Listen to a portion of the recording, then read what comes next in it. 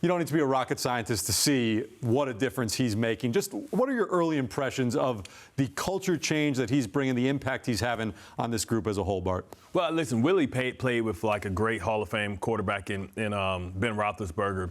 You know, myself, it reminds me of when Steve McNair came over. You know, Kyle Boller wasn't ready to step up. We had a team that was ready to win a Super Bowl, and he changed the expectations. He also changed the temperament and the expectations within the building, and we knew that we had somebody that was a leader on the offensive side of the ball, which was something that we routinely lacked, was a vocal leader that kind of held guys accountable. You know, and for all indications, that's what you hear that Aaron Rodgers is doing, quizzing guys, making sure, understand this is a young team, and he needs to understand that you have to have this nonverbal communication.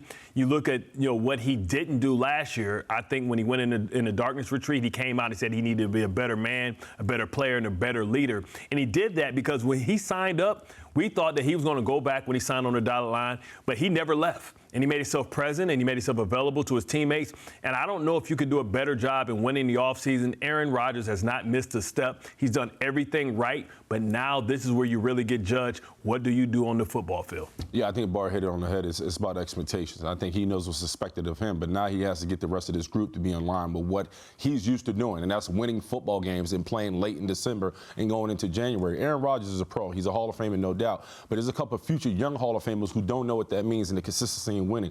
I'm happy Aaron Rodgers here. Bart hit it on the head.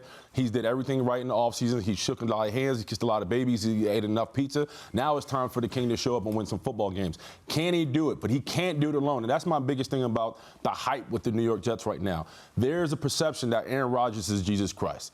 Yes, when he puts on cleats. Jesus. But Jesus also had a couple of disciples that went to work for him. This supporting cast around Aaron Rodgers has to understand that they have to play along his expectations, and they have to play well enough consistently. If they could do that, then there's high hopes for the Jets. Sounds like a Sunday sermon. Yeah, he's